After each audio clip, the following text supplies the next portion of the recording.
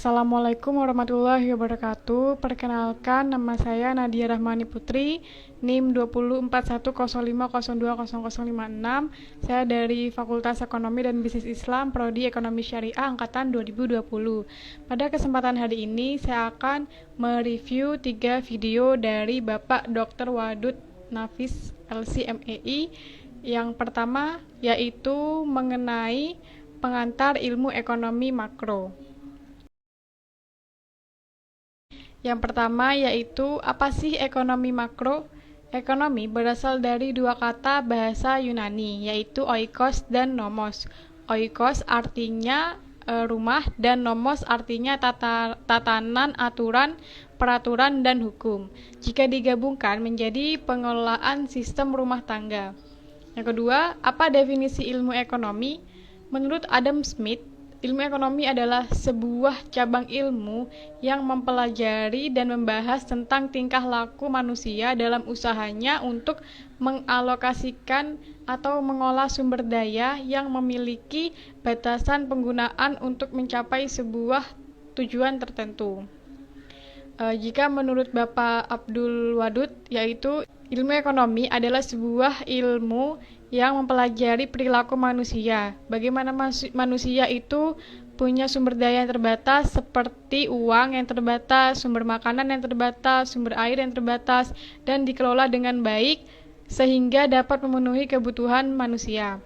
Contohnya, manusia dalam rumah tangga yang memiliki penghasilan, ia harus mengelola uang itu agar dapat memenuhi kebutuhan rumah tangganya sendiri. Selanjutnya, bagaimana pembagian ilmu ekonomi itu? Ilmu ekonomi dibagi menjadi 3, deskriptif, terapan, dan teori. Ilmu ekonomi deskriptif adalah kajian yang memaparkan secara apa adanya tentang kehidupan ekonomi suatu daerah atau negara pada suatu masa tertentu, misalnya masa Orde Baru. Sedangkan ilmu ekonomi terapan adalah cabang ilmu ekonomi yang membahas secara khusus tentang penerapan teori ekonomi dalam suatu rumah tangga produksi, misalnya ekonomi perusahaan moneter, perbankan, dan lain sebagainya. Dan ilmu ekonomi teori adalah ilmu yang membahas gejala-gejala yang timbul sebagai akibat perbuatan manusia dalam usahanya meningkatkan kesejahteraan masyarakat. Contoh pemaparan dari Bapak Dr. Abdul Wadud yaitu bagaimana cara kita menjaga keseimbangan antara pasar barang dan pasar uang, antar uang yang beredar dengan barang-barang atau jasa yang ditawarkan, apakah ada keseimbangan atau tidak. Mempelajari itu semua dinamakan ilmu ekonomi teori. Selanjutnya, ilmu ekonomi teori terbagi menjadi 2, ilmu ekonomi mikro dan ilmu ekonomi makro. Ilmu ekonomi mikro adalah ilmu ekonomi yang mempelajari perilaku konsumen dan perusahaan, serta penentuan harga-harga pasar dan kuantitas faktor input barang dan jasa yang diperjualbelikan. Contoh pemaparan dari Bapak Dr. Abdul Wadud yaitu bagaimana perusahaan menentukan harga-harga barang, misal sabun cuci, menentukan harga per kilonya, dan menentukan tinggi dan turunnya permintaan dan penawaran. Sedangkan ilmu ekonomi makro adalah ilmu ekonomi yang mempelajari ekonomi secara keseluruhan. Ekonomi makro menjelaskan perubahan ekonomi yang mempengaruhi banyak masyarakat, perusahaan, dan pasar. Contoh pemaparan dari Bapak Dr. Abdul Wadud yaitu ketika pemerintah menggunakan sistem fiskal, maka pemerintah membuat kebijakan mengenai pajak dan subsidi yang mana kebijakan pemerintah dapat mempengaruhi secara keseluruhan harga di pasar. Konsep dasar ekonomi makro itu ada 7. Yang pertama yaitu pendapatan dan pengeluaran. Yang kedua yaitu pengangguran. Yang ketiga uang dan fungsinya. Yang keempat inflasi dan deflasi. Yang kelima permintaan agregat dan penawaran agregat. Yang keenam keseimbangan IS dan LM. Dan yang terakhir yaitu ekspor dan impor. Lalu selanjutnya perbedaan ekonomi makro dan mikro. Membahas tentang ketenaga kerjaannya, ekonomi mikro, kebutuhan tenaga kerjanya satu perusahaan, sedangkan ekonomi makro, kebutuhan tenaga kerjanya secara keseluruhan. Tentang konsumsinya, ekonomi mikro konsumsinya secara individu, sedangkan ekonomi makro konsumsinya untuk negara. tentang produksinya. Ekonomi mikro, jumlah produksi suatu perusahaan, sedangkan ekonomi makro, jumlah produksi secara nasional. Tentang harganya, ekonomi mikro harga setiap barang atau jasa, sedangkan ekonomi makro harga barang atau jasa secara keseluruhan.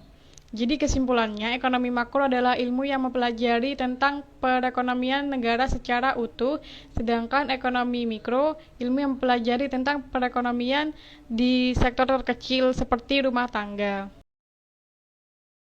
Review kedua, yaitu video Bapak Dr. Abdul Wadud Nafis LLMC mengenai konsep dasar ekonomi Islam. Pembahasan yang pertama yaitu definisi ilmu ekonomi. Ilmu ekonomi adalah sebuah cabang ilmu yang membahas dan mempelajari tentang perilaku manusia dalam memenuhi kebutuhannya dan memuaskan kebutuhannya. Yang kedua yaitu definisi ekonomi Islam. Ekonomi Islam adalah sebuah cabang ilmu yang membahas dan mempelajari tentang perilaku manusia dalam memenuhi kebutuhannya dan memuaskannya untuk mencapai tujuan berdasarkan pada prinsip-prinsip dan nilai-nilai Al-Quran, hadis, sunnah, ijma' dan qiyas. Pembahasan yang selanjutnya yaitu perbedaan antara ekonomi Islam, kapitalis, dan sosialis.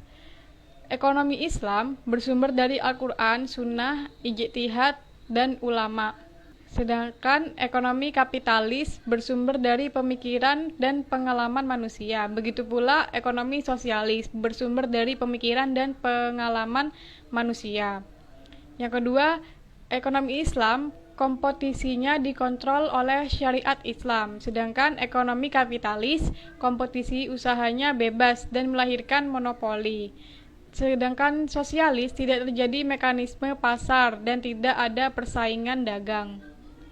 Yang ketiga, ekonomi Islam, pengakuan kepemilikan individu dan umum secara nisbi. Ekonomi kapitalis, pengakuan kepemilikan individu secara bebas, sedangkan ekonomi sosialis tidak mengakui kepemilikan individu. Semua alat produksi milik umum. Yang keempat, ekonomi Islam, kesejahteraannya bersifat jasmani, rohani, dan akal. Ekonomi kapitalis, kesejahteraannya bersifat jasmani belaka. Begitu pula ekonomi sosialis, kesejahteraannya bersifat jasmani belaka. Yang kelima, ekonomi Islam, mekanisme pasarnya bekerja menurut maslahah. Sedangkan ekonomi kapitalis, mekanisme pasarnya dibiarkan berjalan sendiri. Sedangkan ekonomi sosialis, perekonomiannya dijalankan lewat perencanaan pusat oleh pemerintah.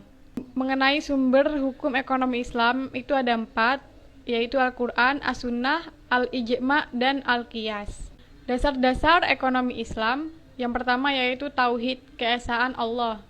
Yang kedua, Al-Siddiq dan Amanah, yaitu jujur dan tanggung jawab.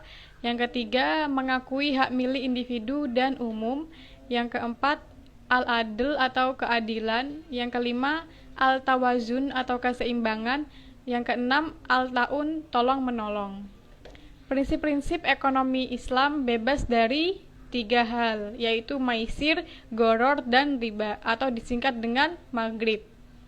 Karakteristik ekonomi Islam, yang pertama yaitu ekonomi Islam terikat dengan akidah, syariah, dan akhlak. Yang kedua, harta kepunyaan Allah dan manusia sebagai khalifahnya. Yang ketiga, larangan maisir, goror, dan riba atau maghrib. Yang keempat, keadilan dan keseimbangan dalam melindungi kepentingan individu dan masyarakat. Yang kelima, keseimbangan antara keruhanian dan kebendaan. Yang keenam, bimbingan konsumsi. Yang ketujuh, petunjuk investasi. Dan yang terakhir adalah zakat.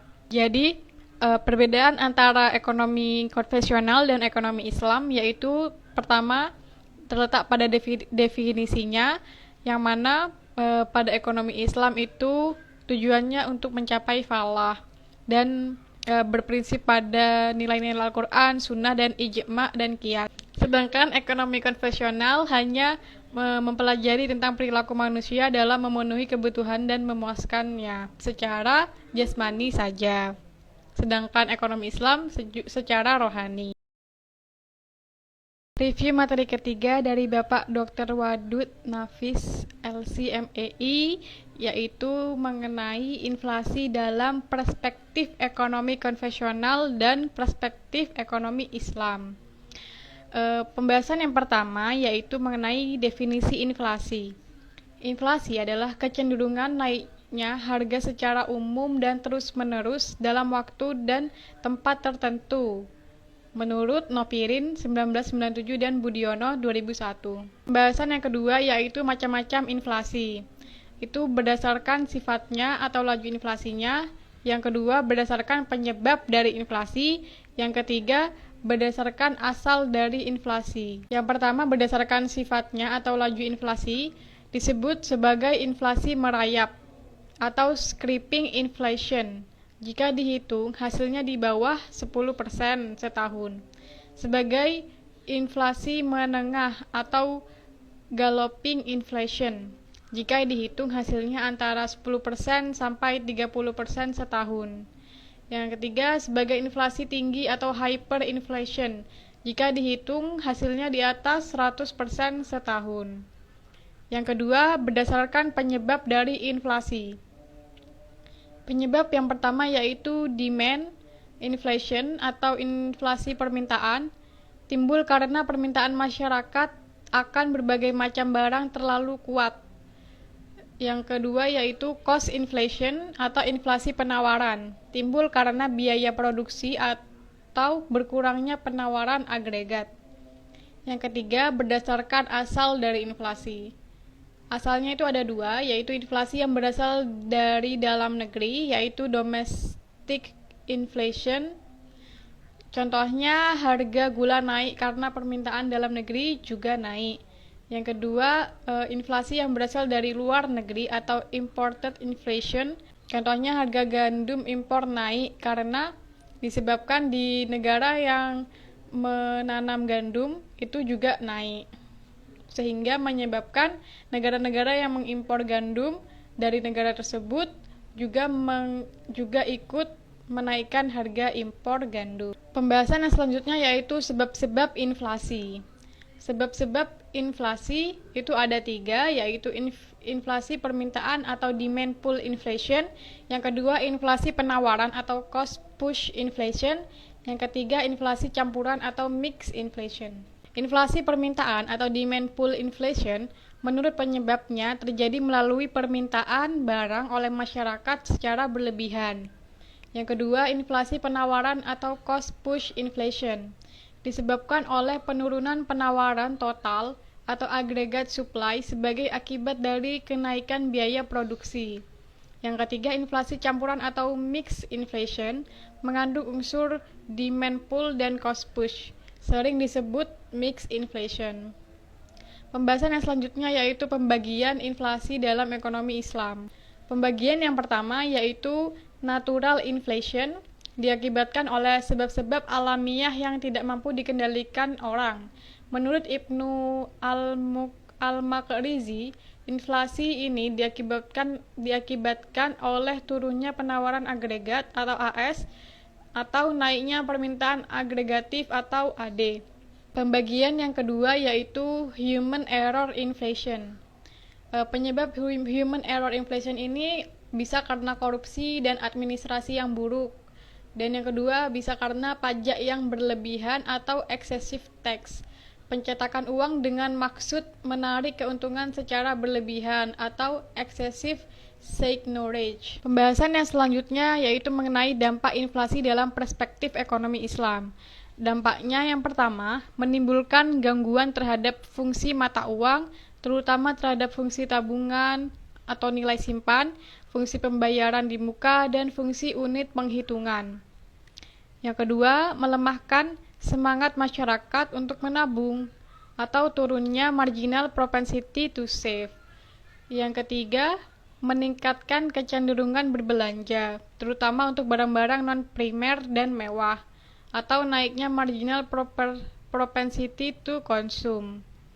Yang terakhir, mengarahkan investasi pada hal-hal tidak produktif seperti penumpukan kekayaan berupa tanah, bangunan, logam mulia, dan mata uang asing, serta mengorbankan investasi produktif seperti pertanian, industri, perdagangan, dan transportasi. Pembahasan yang selanjutnya yaitu kebijakan fiskal.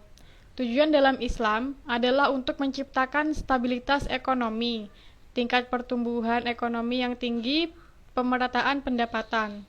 Pembahasan yang selanjutnya yaitu kebijakan moneter. Bank Islam harus mengarahkan kebijakan moneternya untuk mendorong pertumbuhan dalam penawaran uang yang cukup untuk membiayai pertumbuhan potensial dalam output jangka menengah dan panjang, demi mencapai harga stabil dalam tujuan-tujuan sosioekonomi Islam.